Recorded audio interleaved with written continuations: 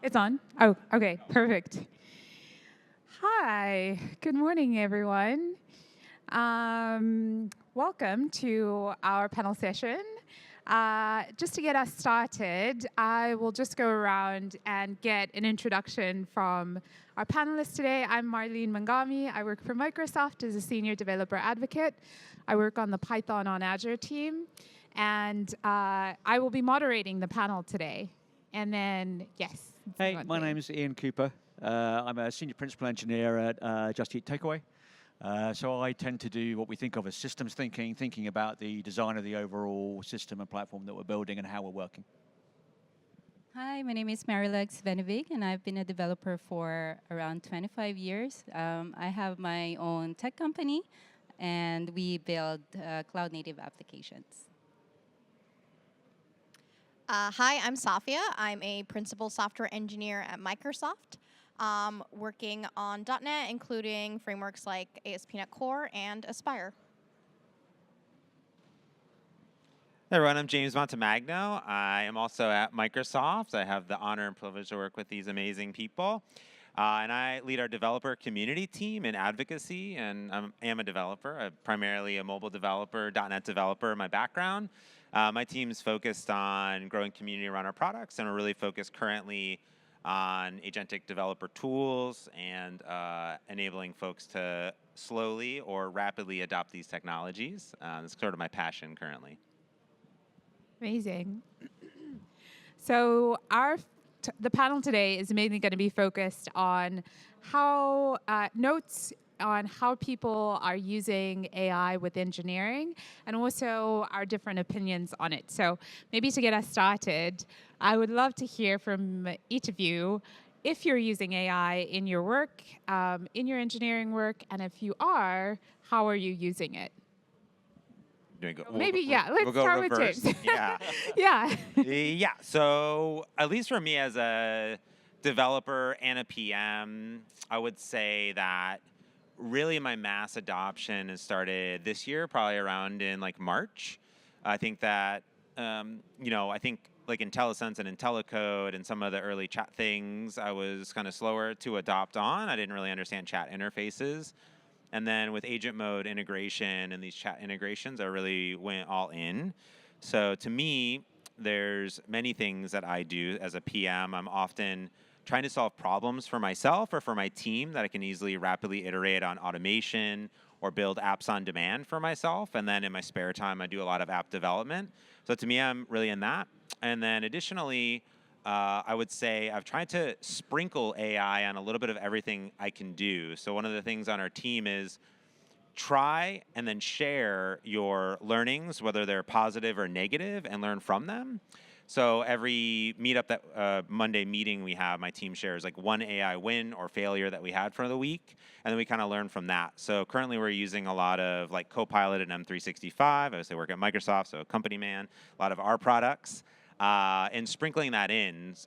So one of like the things that I do as a manager is a lot of like memos and papers. So I do a lot of dictation, so get stuff from my brain onto paper. The problem is I'm not necessarily best with like grammar and like cohesiveness. So I use a lot of Copilot for a lot of rewriting and rapid iteration to get things done faster, and that type of my job that's not coding. Super helpful. Yeah, I do use AI in my work, and I think there's a couple of dimensions to it. The first is probably like the getting quick bugs solved situation, which I use the Copilot Suite agent on GitHub for, which is, you can file an issue, put a little bit of a description on how to fix it or where you think it should go, and assign it to the agent to work on in the background. That's usually a good way for me to handle like those bug reports that come in after a feature has been shipped. I am a fan of agent mode. I will say, in addition to Copilot, I do use Claude Code pretty heavily for a lot of my work. One of the things I really like about Claude is it has the concept of a plan mode. So before it actually goes and applies changes to your code, it will describe what it's going to do, and you can kind of revise that plan and add more details to it before you kind of set it off to go run your code or edit your code. When I'm in Copilot, which is in VS Code or with Claude, this is kind of spicy, but I run with the dangerously skip permissions flag in Right. Claude, or in VS Code, there is an option that you can set global auto approval of tools, and I set that to true, so it never prompts me. I know it's super spicy, but for most of the projects I work on, they are source controlled, and there are checks that you can do where it will you know, ask you about any of the changes it's making, and usually when it interacts with the CLI and it's like making files and stuff like that, it's fairly innocent. So I feel like source control provides pretty good guardrails for me to like let it just go crazy. And once I've like polished up a plan with it, I'm usually confident that I've set the parameters for it so it's not going to go off the wall. And then I was sharing actually with Ian, another scenario is in Teams, there is a facilitator feature where you can have it kind of generate summaries or content from meeting recordings. So one of the things I've started to do is extract out transcripts from meetings into design docs and then map those design docs into implementation docs. So like as design meetings are happening and it's getting chaotic, we can all focus on the design conversation and have an artifact that comes out of the design meeting without a bunch of effort attached to it. So yeah, those are some of my usage scenarios. Very cool. I like that you're living on the edge with that. Yeah. We're not endorsing that. That's a safety warning, but no, that's cool. I think I use AI in so many different levels as a business owner, so I have to wear so many hats. So I'm going to start with the developer in me, and I think I'm pretty much like everyone else, just generating code, let's all be honest. But I see it as my learning buddy, actually.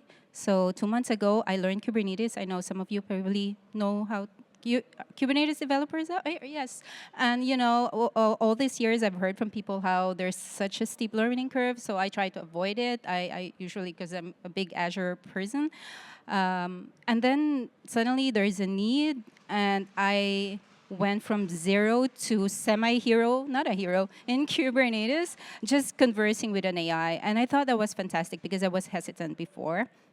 And so I see it's something that can really teach me new skills that I thought would take years before. Now it takes a couple of weeks. And then in business, I use Perplexity as well because I really like its output for the research. So if you're doing research in business, like I have a startup and have to look at patterns and trends and what other companies are doing, of course I can do the old way, which is manual surveys and asking people. You can still do that, but there are also already tons of data out there. So I try to use qualified research and start from that, and then of course verify the result of that research. And I really like that it spits out, you know, just Python code with the graphs and everything, and you can go to the investors and present it as if you did the research. No, of course you still need to understand what it did. And as a business owner and as a tech leader in our organization, I try to use it as a culture builder, I would say, because all my colleagues, my teammates, the engineers, they started using it in their own way. And of course, you're going to be creative.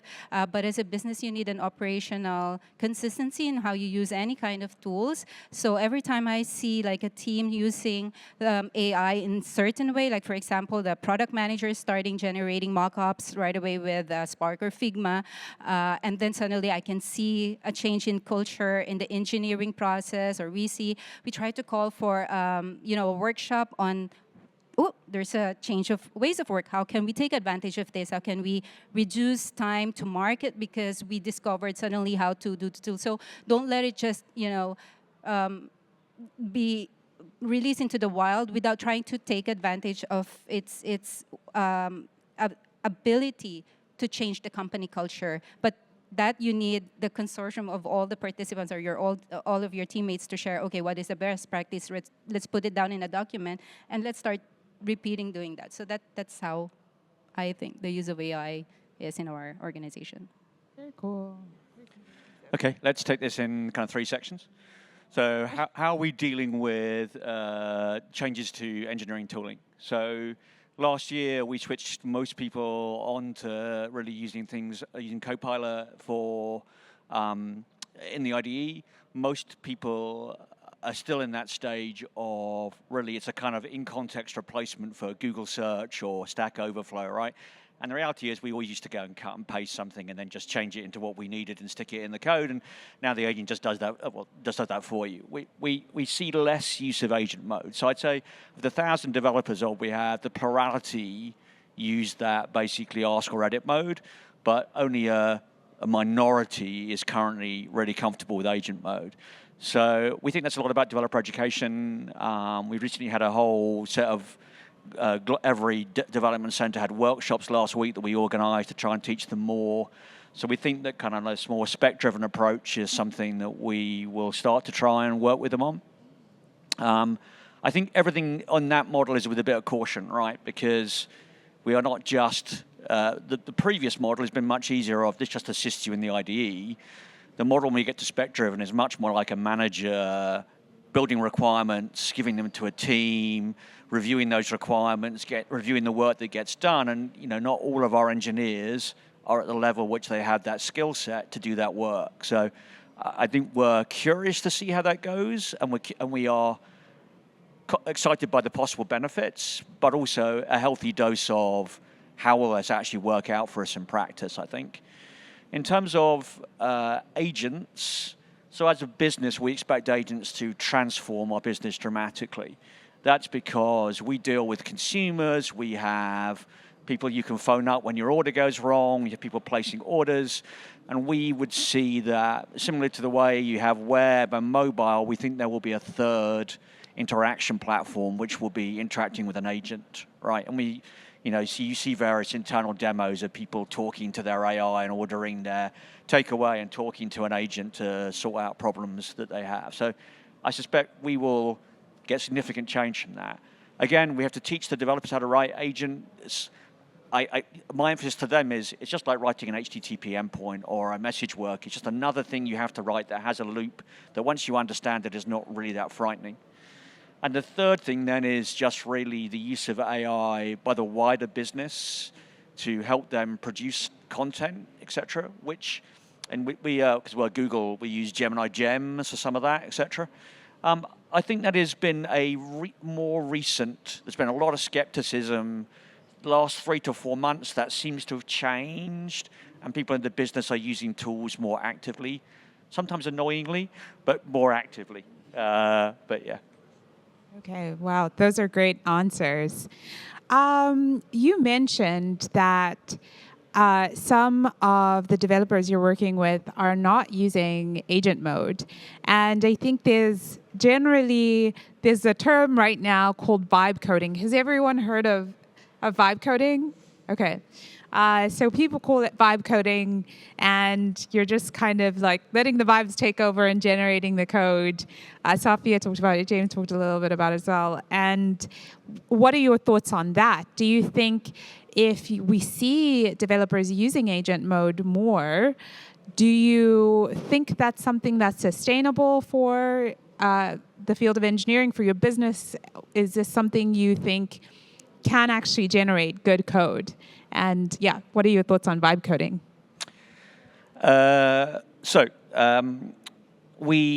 think vibe coding, in my experience, has worked really well for me personally to do things like proof of concepts, etc. When the quality isn't the issue, it's the exchange of the ideas.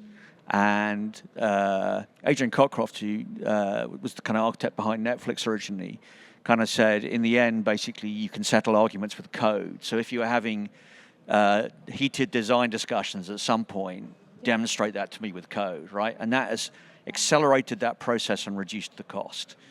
In terms of engineers directly using Vibe over kind of more of a planning spec mode, I'm a little bit cautious around we think there's a benefit going forward to standardization. Okay. So if it's not following our standards, et cetera, we think that's harder to move engineers around at scale and get them to work on different areas of the code base. Yeah. Harder, actually, I think, for agents. So I would be cautious around the impact of that. Mm-hmm. Some of the concern for me is, it's a concern, right? I don't know how this is going to play out, is that traditionally one of the things we've always found is that the cost of maintenance is an order of magnitude greater than the cost of creation.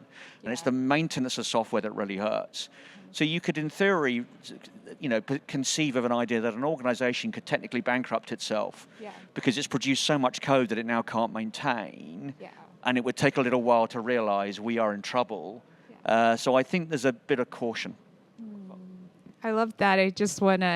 I like the spec code instead of vibe coding, spec vibe coding. I don't know, spec-driven development instead of vibes-driven development, maybe to the agents. Marlene, what do you think about vibe coding?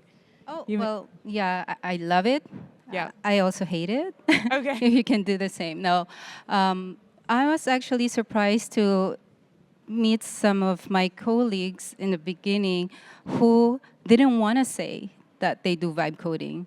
Like they're hesitant, right? Because they feel like this could be, taken against them, or they are scared about losing their jobs, and that's rightly so. But then it's all about framing again, going back to the culture, like going back to standards is side-by-side culture, right? Like there are some things that you cannot write in a constitution or a standards document. Some things just exist in between the human beings at work, and that's culture. So when you're using vibe coding, you're using AI, it's a combination, like your mental state is a combination of the AI, being governed by some written and well-written policies because it's an LLM, it knows that. And then there is that engineer in the center that has a different mindset that's not written somewhere, that still has this creativity and thinking and emotions and psychology,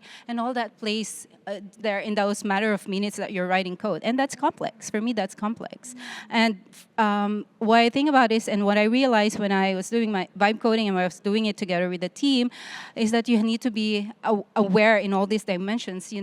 It's an opportunity for you to get to know yourself again in a different dimensions and questions your principle, question your intentions when you're writing. So it's vibe coding is, it's be present when you're doing it, like put attention and try to really exercise this criticality as well.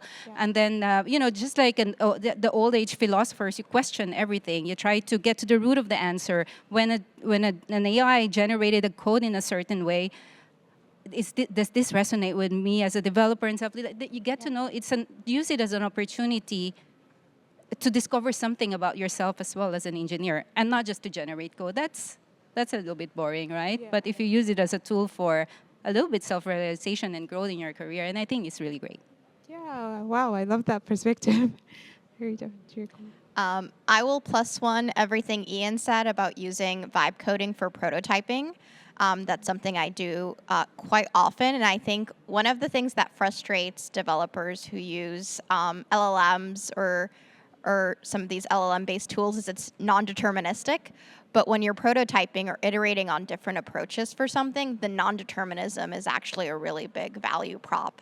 So much like Ian, I find it really useful to use vibe coding to build out multiple prototypes for the same problem space I'm trying to work in. And then, you kind of discover different trade-offs, and it really saves that cost of iteration.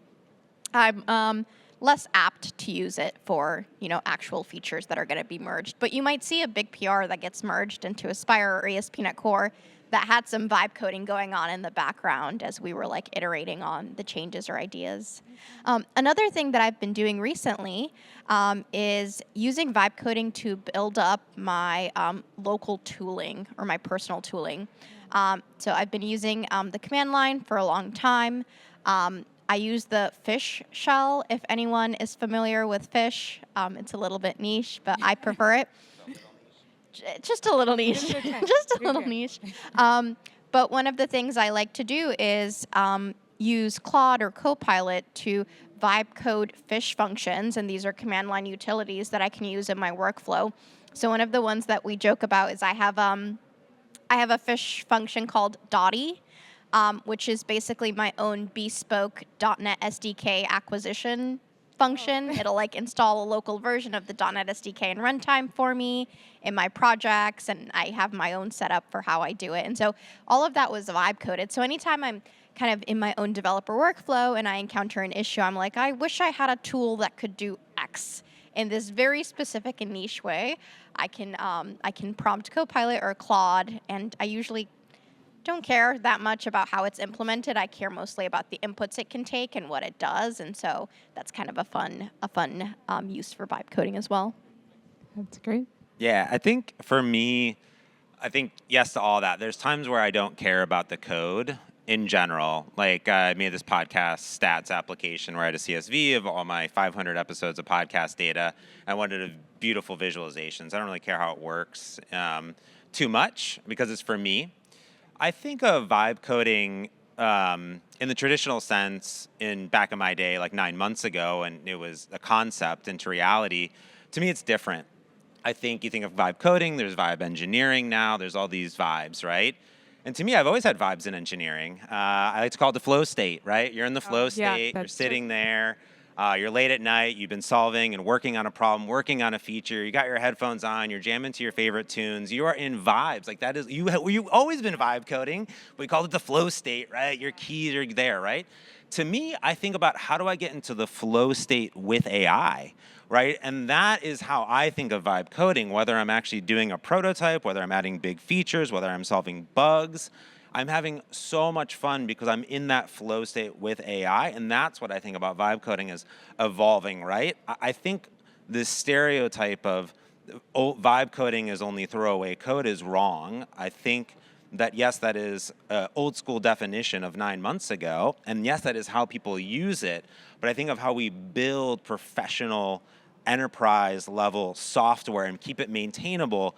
You can vibe engineer, and you can get into this flow state so that it's this huge tool in your toolbox that you've mastered, and you use it as the ultimate pair programmer, just like you've done other tools, whether it's been like ReSharper or IntelliSense or IntelliCode or code completions, and you're actively, instead of typing on your keyboard, you're actively reviewing the code, prompting, working with the AI, just like you did with your keyboard before. So to me, that's how I think about vibe coding in our day of October, whatever, 2025, and evolving that, right? And then I think if you set up the best practices, you set up the instructions, you set up the TDD, you set up the UI, you work how you would work, but you get into that flow state, then you can vibe all the time. And there's been so many times where I've been up at 2 in the morning because I just can't stop, right? I'm just in that flow, and I tell my wife, I'm so sorry, but I'm having so much fun right now that I can't stop. And she's like, what are you doing? She's like, I'm just prompting. And like, but I am just vibing in real time. So that's how I think about it. So if you think about it in the flow state, then I think that resonates better with engineers because we've all been there in that flow state, and that's what I think vibe coding is to me, at least. Okay, that's a great answer. Yeah, you're actually giving a talk, I think, right, James, where it's just vibe coding and the whole thing is vibes. Yeah, I had one yesterday, so if you missed it, it'll be recorded. Yes. Yeah. Yeah, and that was me and my journey to vibe coding and to getting into that flow state. Yeah. Amazing. Yeah. So I'm hoping you can hear. Is the mic still working? Okay, great. This is going to be a bit of an optional question, so feel free to put your hand up if you'd like to answer. But currently, I think there are a lot of engineers that are not using AI and that are maybe afraid of what AI means for the industry and for the field of software engineering in general. So I've heard people, the CEO of Anthropic at some point has been quoted as saying that, you know, the LLMs are going to be writing 99% of the code by the end of the year or something. And I think that sometimes brings up fear in people, so they feel that, you know, maybe software isn't a thing anymore. We should all just leave. People shouldn't go to college for software engineering anymore because of the LLMs and them generating code. So do you have any thoughts for people who are afraid that AI is going to take over the field?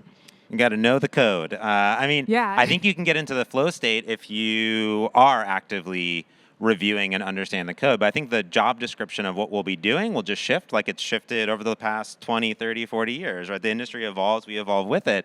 So we're kind of doing different things. Like you're learning different, you're iterating different, you're designing different, you're architecting different, you're writing issues different, you're ideating with the AI differently.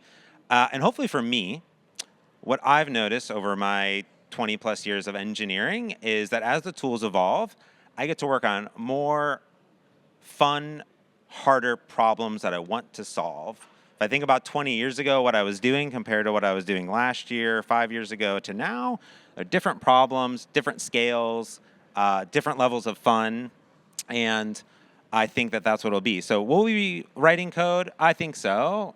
For foreseen future, reviewing a lot more code, I think. Speccing different, iterating issues, debugging different.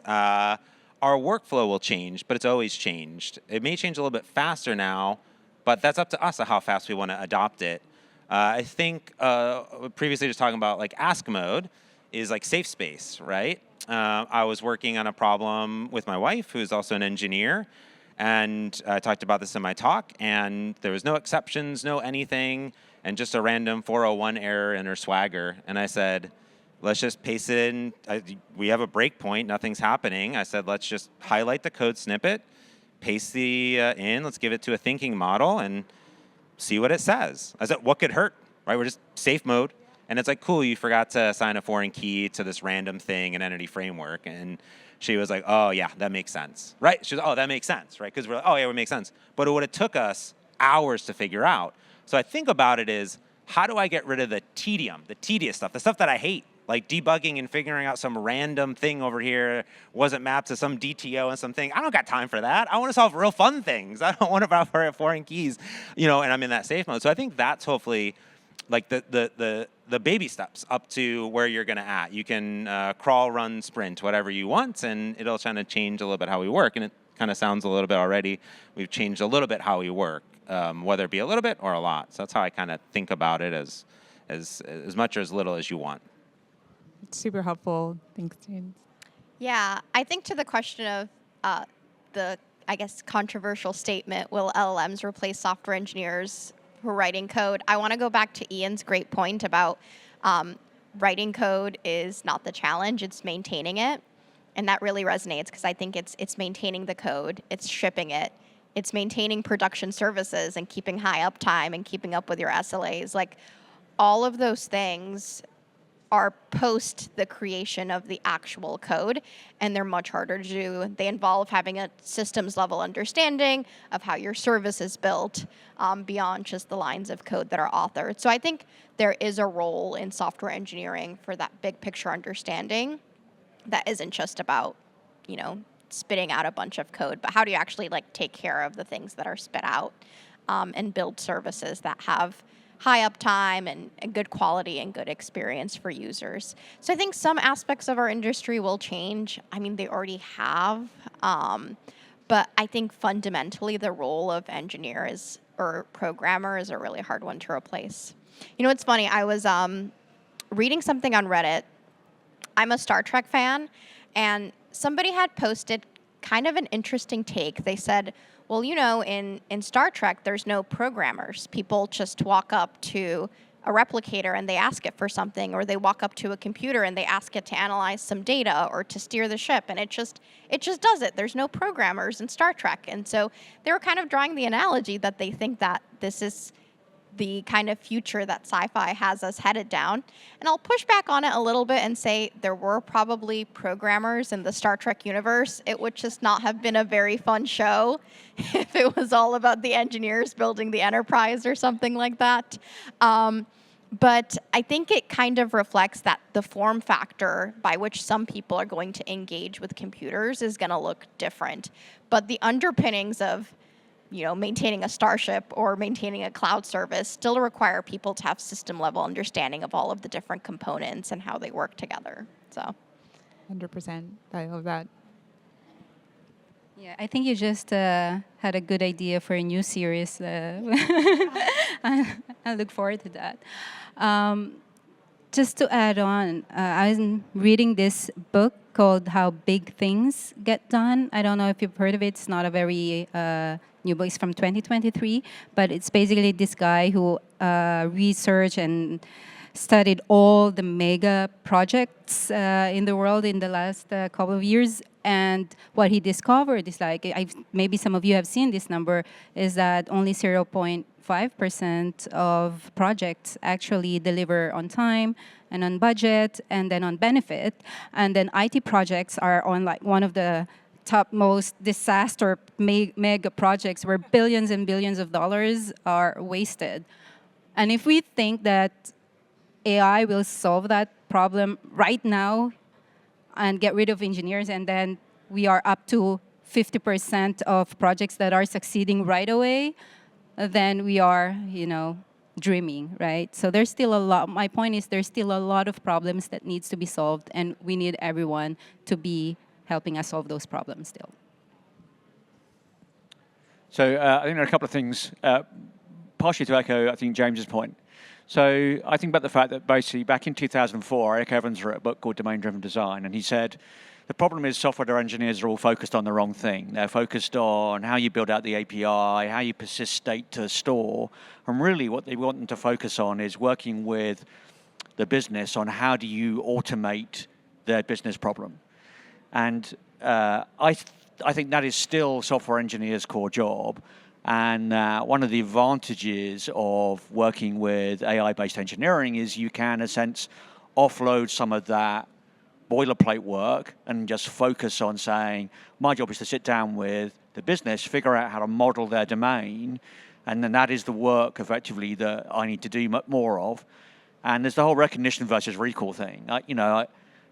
Do I really need to implement a DB context and entity framework by hand, or can I just tell an AI to do it and kind of review it? Probably I can just review it, all right?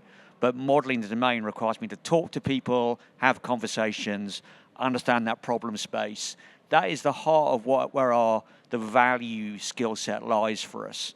There's been a shift over time away from the value of the skill set is deeply technical on how this stack works for all of us. I mean, Safia needs to know how ASP.NET works, but the rest of us don't need to know all. We use a framework. We don't worry about how HTTP works, right? So there's been a slow shift towards that model over time, and really, I think that's okay. Our focus is on really how you model stuff. That's, I think, the key thing to take away. That's the future of our career. Super helpful. I did want to also give a little bit of time as well if there's some questions from the audience. Can you shout the question?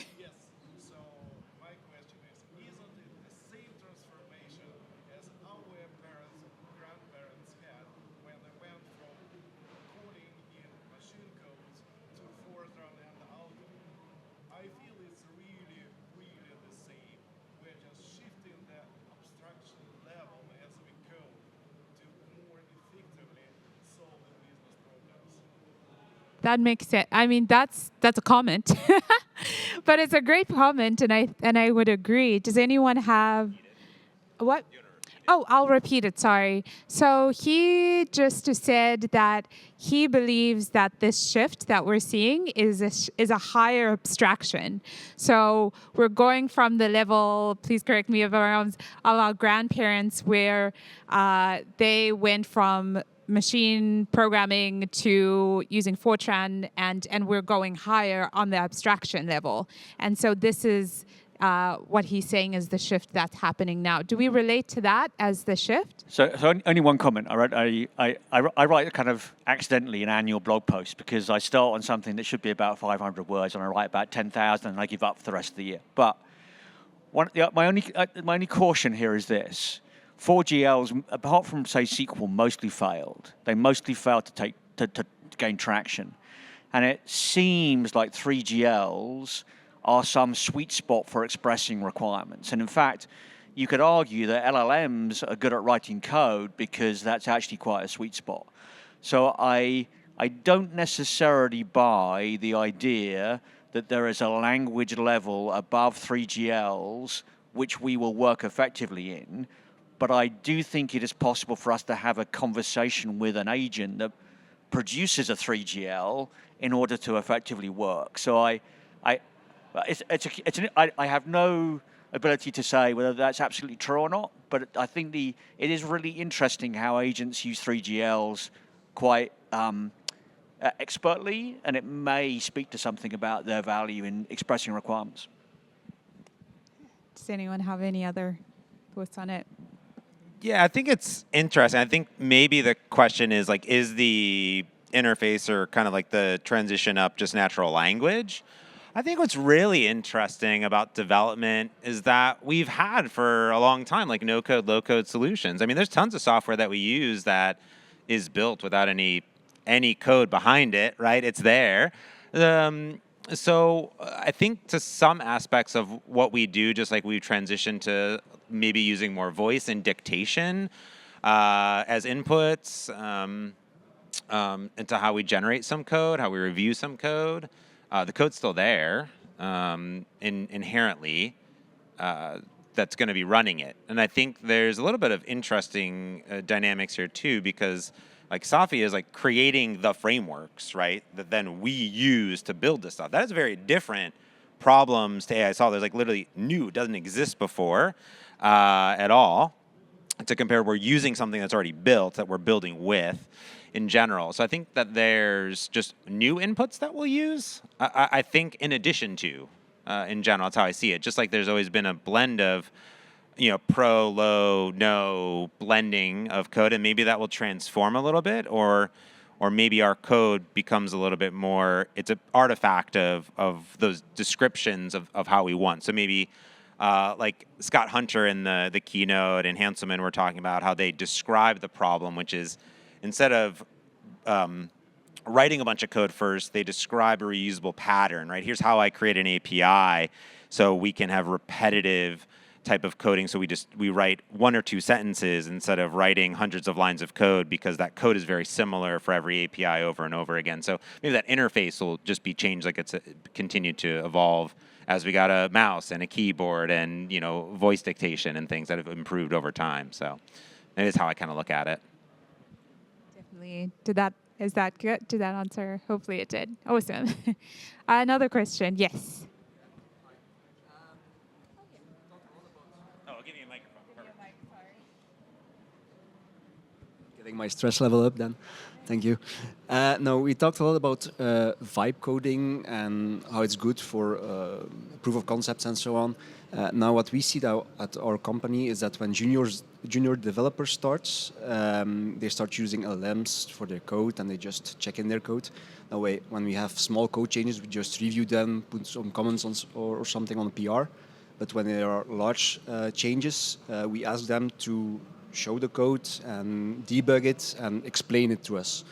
And a lot of times they can't explain their code because they just copy-paste it from an AI.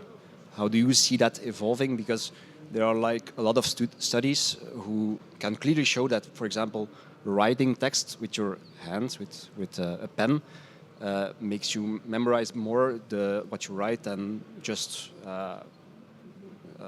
typing it or something. And the same with books. Reading makes you memorize better than just listening to an audiobook, for example. Was it clear, Dev? Yeah.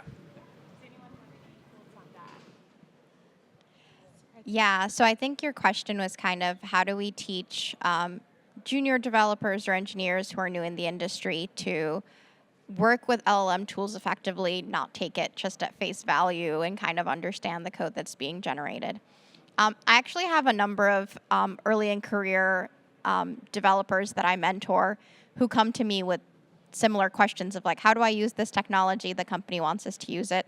I think one thing I encourage is I try and have them lean more towards ask mode for scenarios, and until you've developed a certain level of competence and knowledge in a code base, maybe stay away from agent mode, and that kind of gives them the ability to interrogate some of the code that's being assessed, and even if they're copying and pasting it, which, let's be honest, some people were doing that before with Stack Overflow. Like that was there were junior developers who were copying code from Stack Overflow or GitHub, and not reading it closely or committing it, even senior developers.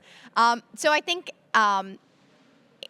LLMs have intensified that problem because they're so quick, and the ability to copy and paste code is just so easy with them. But I think Ask Mode can help with that. I think also just like proper support structures in your engineering team, like do early in career engineers feel like they can ask questions to fellow developers to understand the code base first before they make modifications?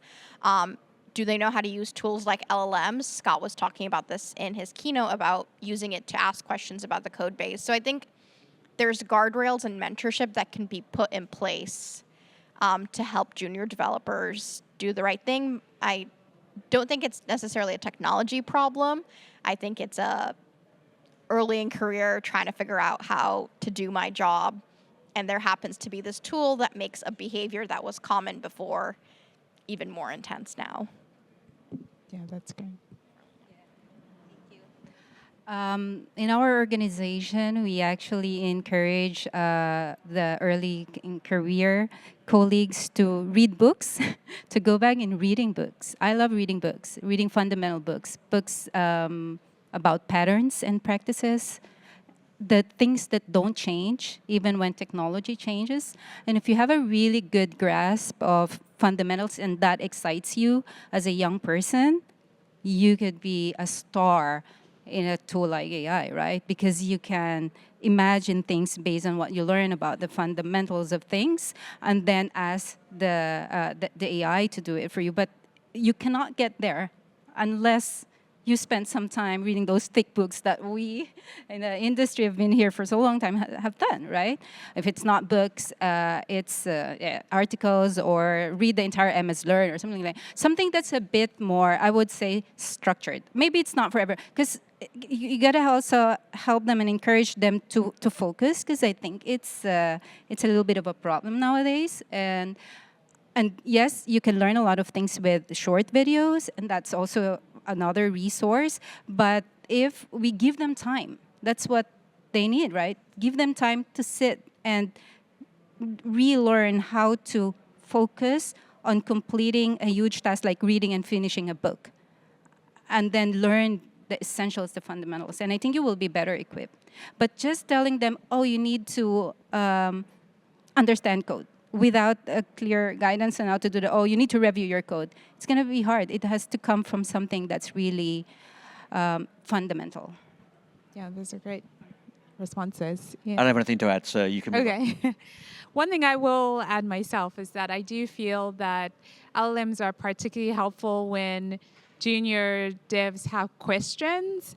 And sometimes, I remember when I first started, I was afraid to ask questions sometimes because I didn't know if it was a dumb question. And LLMs are amazing for that, for having a place to go to ask questions. So, yes. Oh, yeah, James.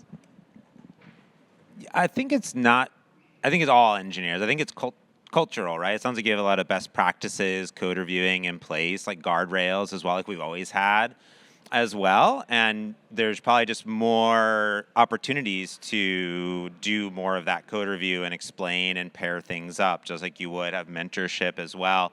Not just junior devs, it's all devs, right? We need to learn and master these tools together.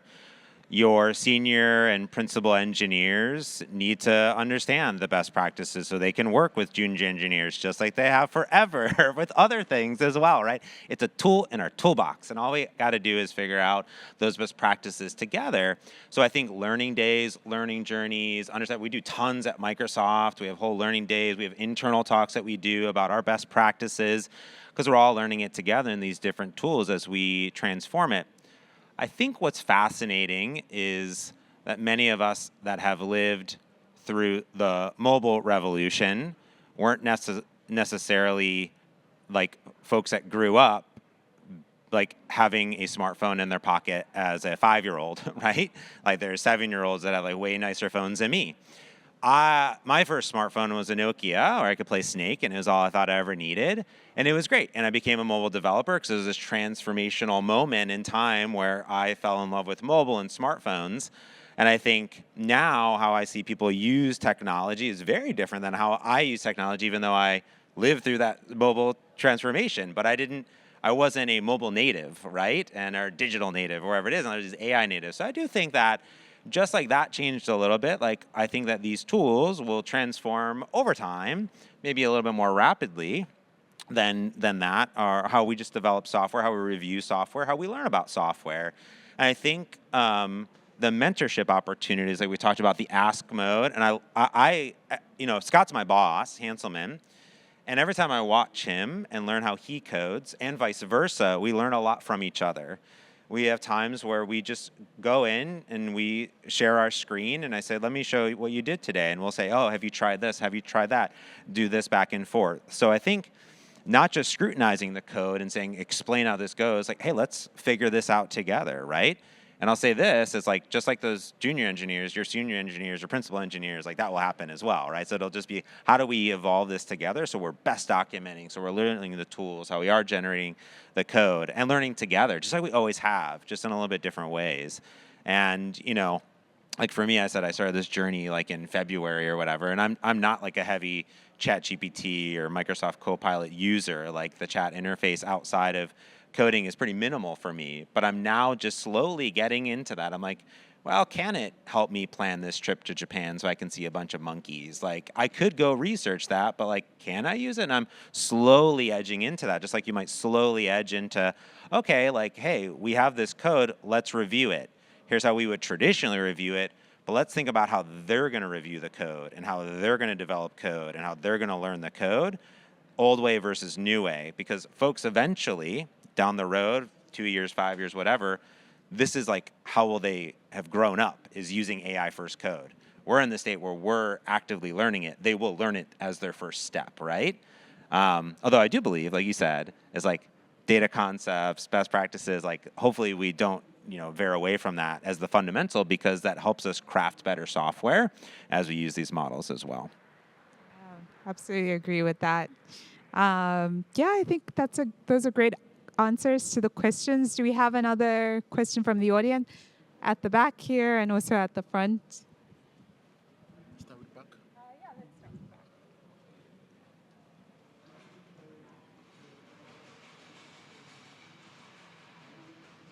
Hello. So the programming languages we have today are mainly built for humans to understand and write code. Do you think in the future we'll have programming languages that are optimized for AI to build more correct, safe, secure code? It's a good question. I think that what's interesting about AI is that the models, they're learning from the code that exists today. So every time there's changes and new frameworks and new enhancements, I'll have a talk about MCP servers right after this, about giving it context. I know it's a good question. The question is, I think, will we evolve our languages and our tooling to be best optimized? A lot of the .NET team is having deep conversations about how there's tons of just data and the Roslyn analyzer and a bunch of things that's already on your machine that the LLMs could leverage. For example, instead of having it to learn a bunch of stuff over and over again, we just give it the context. I don't know. I don't want to learn a new programming language. but, I don't know. It's a good question. I think there's two ways to go. I think there'll always be a new programming language, and maybe some of them are there. But then again, those models and the LLMs have to learn off of it as well. So I don't know. It's fascinating. I think it can go both ways. And maybe it will go both ways, yeah. I don't know if anyone has thoughts. So the question was, do we think that there's going to be new programming languages that evolve in reaction to AI? My take on it, maybe not. Granted, I will say I'm not the expert on that side of things, and I know people are exploring those things, but I think one of the topics James mentioned is the existing corpus. We have a really big existing corpus of JavaScript, Python, C# code that these models are trained on. And so if we are to create something new, like what does the training process for that look like? James mentioned we have kind of issues with C# because we release new language features pretty much every year. and LLMs struggle to keep up and understand things like collection expressions or target type new, some of these like syntaxes that might appear less frequently in existing code bases. And then I think on the other aspect to it too, the code that is produced still has to run on computers that have like existing fundamental models. Compilers have existed, machine code is a thing. So I think even if the interface interacting with the language or generating the code changes, the machines themselves are fundamentally the same. So I think anything new would kind of have to reconcile those two differences. I have seen people present some really far out ideas about prose, literal prose, like the specs that we write, just being the programming language in the future. And so there is not like these strict tokens that describe behavior. There's just natural language that describes intent, and that is the programming language for these AI models. So we'll see. I'm not good at making predictions about the future. I think I have two takes on that. I don't know about if it's a specific programming language, but I'm not a native English speaker. And sometimes we forget that there's a huge part of the world who are not native English speakers. And this is actually could be also limiting for us. And I am part of an organization that train young underrepresented youth somewhere in Southeast Asia. And we've had some scholars joining us for some boot camp. And then some in the middle of it, they just give up because it's so hard just to learn the language, English, just to use English to code is already a barrier. So if there's going to be another language where we don't have to worry about that barrier, the language barrier, because right now I myself even have to think about grammar when I have to converse to an AI. I actually took a journalism course online where I was taught how to put the verb, subject, verb agreement, and that was like so mysterious for me. But I have to learn that. Now I have to do that also when coding, and then you have to worry about grammar. Now I have to do it, but I'm just saying that. But so if we can target part of the world where they don't have to worry about that language barrier and still can code, we're actually targeting a huge part of the universe that can or that can help with us. Another thing that I'm thinking, if there would be another programming language, somehow, because we got into this modern programming language because we wanted to use natural language, but it's actually really verbose. If you've coded in assembly, right, like it's really few characters. So if you think about sustainability, all the things that the AI is generating right now is actually using energy. So if you can come up with some programming language where it's a little less verbose, but it's still very useful, and it takes lesser energy just to run that business logic, because that footprint of that language is much smaller, less characters, less English words, I think it would be good. That's just my opinion. I think that the issue is that human beings and agents both need to understand the code. So I think that the option of having very optimized for agent code is we would lose that review step.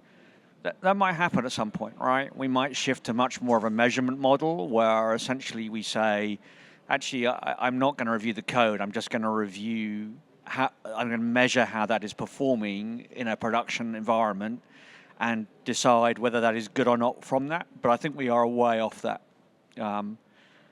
I say that though, everything's moving faster than you think, right? But for the minute, I think you will continue to see we have a huge number of engineers who know how to use existing code and frameworks. And if you start a new business, one of the questions you typically ask is, can I recruit people in this area who understand that technology stack?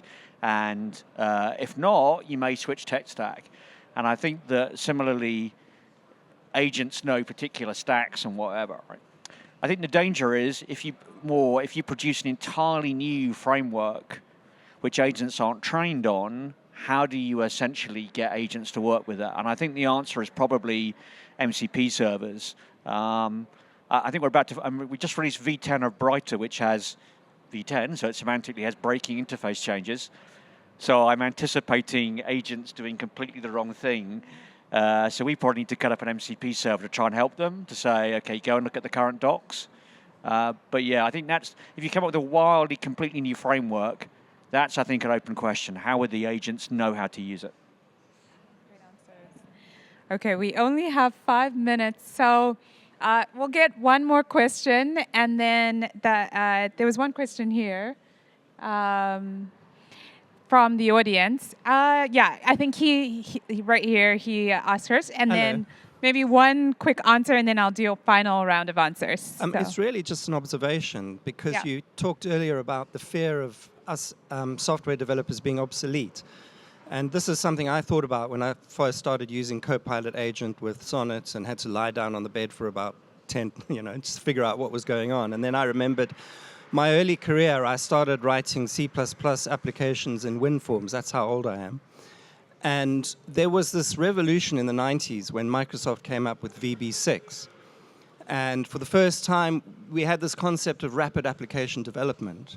And people in the beginning were wondering, well, we don't need programmers anymore. But actually, the opposite thing happened.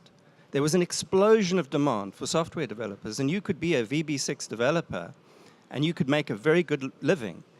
And not only that, but for the first time, programmers stopped living in the basement, which is where we did our work, and actually working alongside businesses, in the front offices, in investment banks and asset managers and all the rest of it.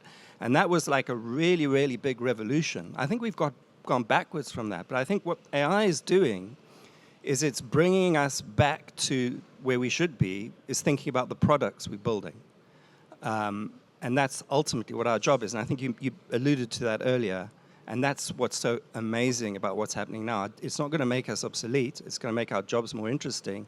And it's going to make us even more in demand. That's a great, really good point. You can feel free to comment on it, but I think one final answer from everyone.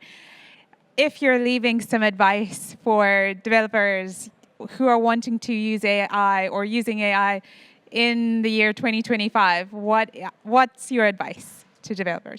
Yeah, my advice is that, you're not behind, even if you haven't even started, because many people haven't started. I think we can sit up here and talk about AI all day, but we'd be fooling ourselves in 2025 to be like, oh, everyone's mass adopted everything and everyone's using everything and all code is generated. That's not the case. The best time to start learning is now, right? Just like the best time to invest was yesterday, in index funds. But I think that for me, it's start slow, give it a try, find what works for you, what you like about the tool, what you don't like about the tool, what you want to improve about the tool, and then work as a team to improve on that. And that's how I started. I was I want to get good at this really, really awesome tool that I think is here and watch it evolve and stay up. So I've been learning a lot, watching a lot, learning a lot, trying a lot of things and generating a lot of code and having fun, but it started slow and it ramped up just like any other tool. So I'd say just try new things, explore, and find that safety in ask, edit, agent, and there. But any parts of these tools, whether it's coding, whether it's not coding, they're all just different tools in your toolbox that you can use. So see what works for you. They're all not going to work for you, but see what clicks. Just like your favorite IDE or favorite programming language, right? That's how I kind of look at it. It's never too late to start, and the best time is now, because AI is only as worse as it is today, and it's only going to get better. Yeah. So. Yeah, I guess my one piece of advice would be to really reconnect and reskill on writing abilities. This was something that I had to get really good at, was figuring out what is the best way to present a question, what are the right terms and vocabulary to use to describe things. When I'm creating a plan or a design doc, what is the right structure and what's the amount of clarity? So writing is becoming kind of a in vogue skill now, and getting good at it, I think, is helpful. I think I just have one advice to all the developers here or engineers. Get some more sleep. Use AI so we can get more sleep, right? I think we've been lacking sleep for the last decade because of code. You staying up until 2, but that was fun. I stayed up for 36 hours. So the first time I did vibe coding, because I was so much in the flow, it's so bad. I could feel my system really crashing. I went to the doctor after I could see my numbers were not good. So let's get some more sleep. Yeah, take care of yourself. All right, I'll be quick for time. I think here's the thing. We are facing three things in parallel: reduction in workforce in software engineering, new ways of working in terms of we've got a new paradigm, agents for our customers to interact with, and we have a new way of working ourselves that's impacting engineering. We've never really gone through all three of those things at the same time. We've usually done them on their own. So it is overwhelming. I think I feel overwhelmed, right? If you feel overwhelmed, I feel overwhelmed. It's okay. I think we just need to acknowledge it is overwhelming right now. Great. Thank you so much for that. Amazing responses. Please join me in thanking our panelists. Appreciate you all for joining us. James is actually going to be giving the next talk. So if you want to learn about MCPs, please stay. This is a great time. This will be a great talk to learn about that. So thanks, everyone. What a slick segue.